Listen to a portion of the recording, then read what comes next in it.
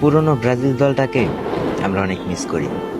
যখন দলে ছিল Neymar, Coutinho, Thiago Silva, Casemiro, Richarlison, Antony, Oscar, যারা বয়সের ভারে হারিয়ে গিয়েছে।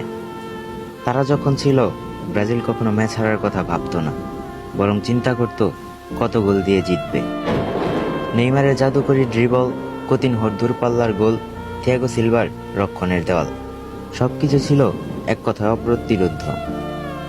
ক্যাসিমিরোর মাঝমাঠ নিয়ন্ত্রণ, রিচার্লিসন শিকারীর মতো গোল, অ্যান্টনির গতির ঝড়, সব মিলিয়ে ব্রাজিল ছিল এক স্বপ্নের দল। অস্কারের খুরদার পাসিং, দানিয়েল বেসের দুর্দান্ত ওভারল্যাপিং, তারা শুধু জিততো না, বরং প্রতিপক্ষকে ধ্বংস করে দিত। আজ সেই দিনগুলো শুধুই স্মৃতি। আমরা ইউটিউবে হাইলাইটস দেখি আর দীর্ঘশ্বাস ফেলে ভাবি, এমন ব্রাজিল আর কি কখনো ফিরে আসবে?